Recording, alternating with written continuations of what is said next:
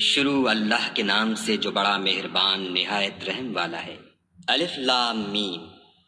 کیا لوگ یہ خیال کیے ہوئے ہیں کہ صرف یہ کہنے سے کہ ہم ایمان لے آئے چھوڑ دیے جائیں گے اور ان کی آزمائش نہیں کی جائے گی؟ اور جو لوگ ان سے پہلے ہو چکے ہیں ہم نے ان کو بھی آزمایا تھا اور ان کو بھی آزمائیں گے، سو خدا ان کو ضرور معلوم کرے گا جو اپنے ایمان میں سچے ہیں اور ان کو بھی جو جھوٹے ہیں۔ کیا وہ لوگ جو برے کام کرتے ہیں یہ سمجھے ہوئے ہیں کہ یہ ہمارے قابو سے نکل جائیں گے؟ جو خیال یہ کرتے ہیں برا ہے۔ جو شخص خدا کی ملاقات کی امید رکھتا ہو تو خدا کا مقرر کیا ہوا وقت ضرور آنے والا ہے اور وہ سننے والا اور جاننے والا ہے۔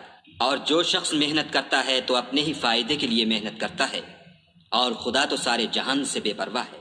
اور جو لوگ ایمان لائے اور نیک عمل کرتے رہے ہم ان کے گناہوں کو ان سے دور کر دیں گے اور ان کو ان کے اعمال کا بہت اچھا بدلہ دیں گے۔ اور ہم نے انسان کو اپنے ماں باپ کے ساتھ نیک سلوک کرنے کا حکم دیا ہے۔ اے مخاطب، اگر تیرے ماں باپ تیرے درپے ہوں کہ تو میرے ساتھ کسی کو شریک بنائے جس کی حقیقت کی تجھے واقفیت نہیں، تو ان کا کہنا نہ مانیو۔ تم سب کو میری طرف لوٹ کر آنا ہے، پھر جو کچھ تم کرتے تھے میں تم کو جتا دوں گا۔ اور جو لوگ ایمان لائے اور نیک عمل کرتے رہے ان کو ہم نیک لوگوں میں داخل کریں گے۔ اور بعض لوگ ایسے ہیں جو کہتے ہیں کہ ہم خدا پر ایمان لائے، جب ان کو خدا کے رستے میں کوئی ایذا پہنچتی ہے تو لوگوں کی ایذا کو یوں سمجھتے ہیں جیسے خدا کا عذاب، اور اگر تمہارے پروردگار کی طرف سے مدد پہنچے تو کہتے ہیں کہ ہم تو تمہارے ساتھ تھے۔ کیا جو اہل عالم کے سینوں میں ہے خدا اس سے واقف نہیں؟ اور خدا ان کو ضرور معلوم کرے گا جو سچے مومن ہیں، اور منافقوں کو بھی معلوم کر کے رہے گا۔ اور جو کافر ہیں وہ مومنوں سے کہتے ہیں کہ ہمارے طریق کی پیروی کرو، ہم تمہارے گناہ اٹھا لیں گے، حالانکہ وہ ان کے گناہوں کا کچھ بھی بوجھ اٹھانے والے نہیں۔ کچھ شک نہیں کہ یہ جھوٹے ہیں، اور یہ اپنے بوجھ بھی اٹھائیں گے اور اپنے بوجھوں کے ساتھ اور لوگوں کے بوجھ بھی۔ اور جو بہتان یہ باندھتے رہے قیامت کے دن ان کی ان سے ضرور پرسش ہوگی۔ اور ہم نے نوح کو ان کی قوم کی طرف بھیجا تو وہ ان میں 50 برس کم 1000 برس رہے، پھر ان کو طوفان کے عذاب نے آ پکڑا اور وہ ظالم تھے۔ پھر ہم نے نوح کو اور کشتی والوں کو نجات دی اور کشتی کو اہل عالم کے لیے نشانی بنا دیا۔ اور ابراہیم کو یاد کرو جب انہوں نے اپنی قوم سے کہا کہ خدا کی عبادت کرو اور اس سے ڈرو، اگر تم سمجھ رکھتے ہو تو یہ تمہارے حق میں بہتر ہے۔ تم تو خدا کو چھوڑ کر بتوں کو پوجتے اور طوفان باندھتے ہو، تو جن لوگوں کو تم خدا کے سوا پوجتے ہو وہ تم کو رزق دینے کا اختیار نہیں رکھتے۔ بس خدا ہی کے ہاں سے رزق طلب کرو اور اسی کی عبادت کرو اور اسی کا شکر کرو، اسی کی طرف تم لوٹ کر جاؤ گے۔ اور اگر تم میری تکذیب کرو تو تم سے پہلے بھی امتیں اپنے پیغمبروں کی تکذیب کر چکی ہیں، اور پیغمبر کے ذمے کھول کر سنا دینے کے سوا اور کچھ نہیں۔ کیا انہوں نے نہیں دیکھا کہ خدا کس طرح خلقت کو پہلی بار پیدا کرتا، پھر کس طرح اس کو بار بار پیدا کرتا رہتا ہے؟ یہ خدا کو آسان ہے۔ کہہ دو کہ ملک میں چلو پھرو اور دیکھو کہ اس نے کس طرح خلقت کو پہلی دفعہ پیدا کیا ہے، پھر خدا ہی پچھلی پیدائش پیدا کرے گا۔ بے شک خدا ہر چیز پر قادر ہے، وہ جسے چاہے عذاب دے اور جس پر چاہے رحم کرے، اور اسی کی طرف تم لوٹائے جاؤ گے۔ اور تم اس کو نہ زمین میں عاجز کر سکتے ہو نہ آسمان میں، اور نہ خدا کے سوا تمہارا کوئی دوست ہے اور نہ مددگار۔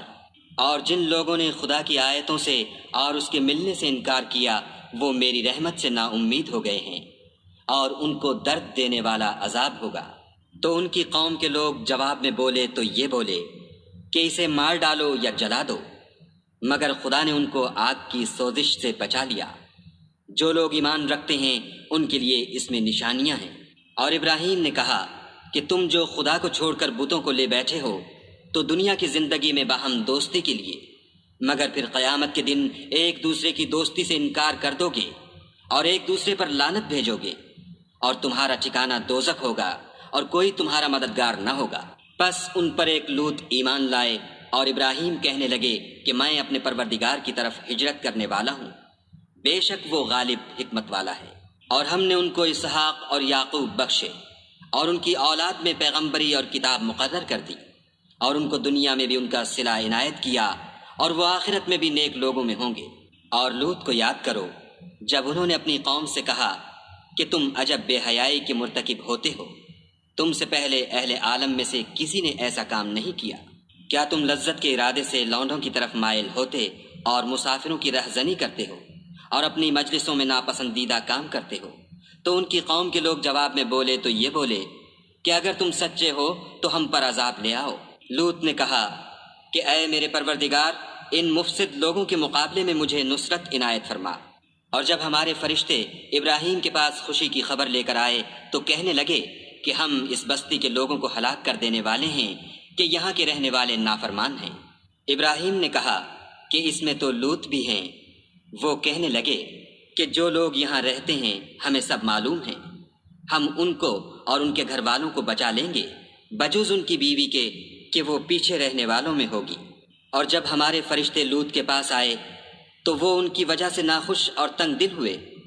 فرشتوں نے کہا کچھ خوف نہ کیجیے اور نہ رنج کیجیے، ہم آپ کو اور آپ کے گھر والوں کو بچا لیں گے، مگر آپ کی بیوی کے پیچھے رہنے والوں میں ہوگی۔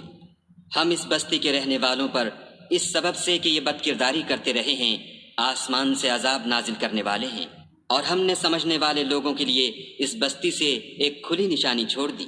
اور مدین کی طرف ان کے بھائی شعیب کو بھیجا تو انہوں نے کہا اے قوم، خدا کی عبادت کرو اور پچھلے دن کے آنے کی امید رکھو اور ملک میں فساد نہ مچاؤ، مگر انہوں نے ان کو جھوٹا سمجھا، سو ان کو زلزلے کے عذاب نے آ پکڑا اور وہ اپنے گھروں میں اوندھے پڑے رہ گئے۔ اور عاد اور سمود کو بھی ہم نے ہلاک کر دیا، چنانچہ ان کے ویران گھر تمہاری آنکھوں کے سامنے ہیں، اور شیطان نے ان کے اعمال ان کو آراستہ کر دکھائے اور ان کو سیدھے رستے سے روک دیا، حالانکہ وہ دیکھنے والے لوگ تھے۔ اور قارون اور فرعون اور حامان کو بھی ہلاک کر دیا، اور ان کے پاس موسیٰ کھلی نشانیاں لے کر آئے تو وہ ملک میں مغرور ہو گئے اور وہ ہمارے قابو سے نکل جانے والے نہ تھے، تو ہم نے سب کو ان کے گناہوں کے سبب پکڑ لیا۔ سو ان میں کچھ تو ایسے تھے جن پر ہم نے پتھروں کا مہ برسایا، اور کچھ ایسے تھے جن کو چنگھاڑ نے آ پکڑا، اور کچھ ایسے تھے جن کو ہم نے زمین میں دھسا دیا، اور کچھ ایسے تھے جن کو غرق کر دیا۔ اور خدا ایسا نہ تھا کہ ان پر ظلم کرتا، لیکن وہی اپنے آپ پر ظلم کرتے تھے۔ جن لوگوں نے خدا کے سوا اوروں کو کارساز بنا رکھا ہے، ان کی مثال مکڑی کسی ہے کہ وہ بھی ایک طرح کا گھر بناتی ہے، اور کچھ شک نہیں کہ تمام گھروں سے کمزور مکڑی کا گھر ہے۔ کاش یہ اس بات کو جانتے۔ یہ جس چیز کو خدا کے سوا پکارتے ہیں، خواہ وہ کچھ ہی ہو، خدا اسے جانتا ہے، اور وہ غالب اور حکمت والا ہے۔ اور یہ مثالیں ہم لوگوں کے سمجھانے کے لیے بیان کرتے ہیں، اور اسے تو اہل دانش ہی سمجھتے ہیں۔ خدا نے آسمانوں اور زمین کو حکمت کے ساتھ پیدا کیا ہے، کچھ شک نہیں کہ ایمان والوں کے لیے اس میں نشانی ہے۔ اے محمد صلی اللہ علیہ وآلہ وسلم، یہ کتاب جو تمہاری طرف وحی کی گئی ہے، اس کو پڑھا کرو اور نماز کے پابند رہو۔ کچھ شک نہیں کہ نماز بے حیائی اور بری باتوں سے روکتی ہے، اور خدا کا ذکر بڑا اچھا کام ہے، اور جو کچھ تم کرتے ہو خدا اسے جانتا ہے۔ اور اہل کتاب سے جھگڑا نہ کرو مگر ایسے طریق سے کہ نہایت اچھا ہو۔ ہاں، جو ان میں سے بے انصافی کریں ان کے ساتھ اسی طرح مجادلہ کرو، اور کہہ دو کہ جو کتاب ہم پر اتری اور جو کتابیں تم پر اتریں ہم سب پر ایمان رکھتے ہیں، اور ہمارا اور تمہارا معبود ایک ہی ہے، اور ہم اسی کے فرما بردار ہیں۔ اور اسی طرح ہم نے تمہاری طرف کتاب اتاری ہے، تو جن لوگوں کو ہم نے کتابیں دی تھیں وہ اس پر ایمان لے آتے ہیں، اور بعض ان مشرک لوگوں میں سے بھی اس پر ایمان لے آتے ہیں، اور ہماری آیتوں سے وہی انکار کرتے ہیں جو کافر ازلی ہے۔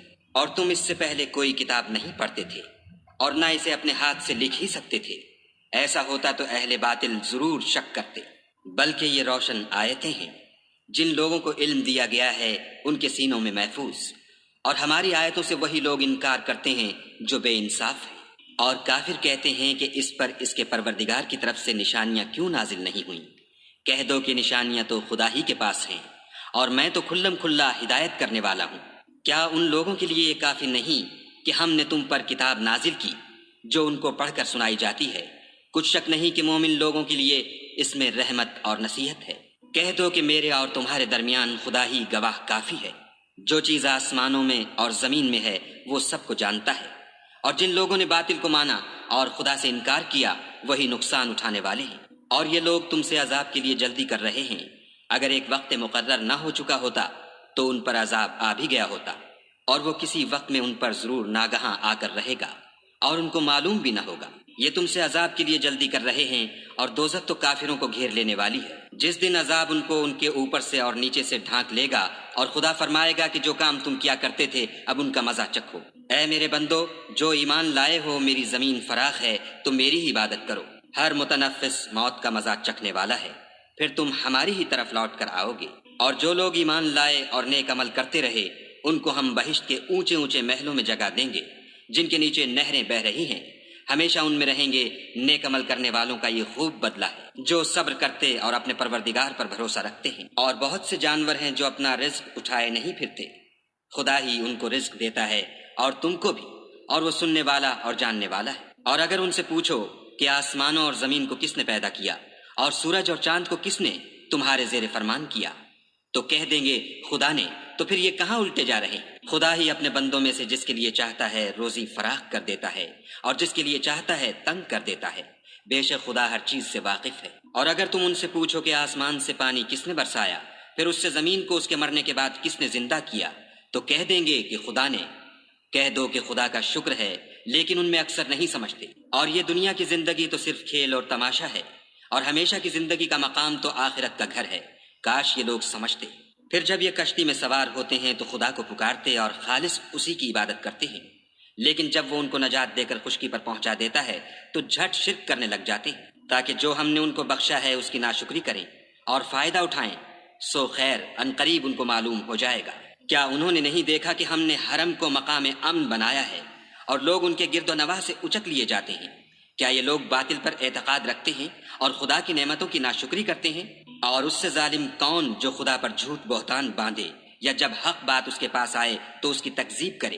کیا کافروں کا ٹھکانہ جہنم میں نہیں ہے؟ اور جن لوگوں نے ہمارے لیے کوشش کی ہم ان کو ضرور اپنے رستے دکھا دیں گے، اور خدا تو نیکوکاروں کے ساتھ ہے۔ شروع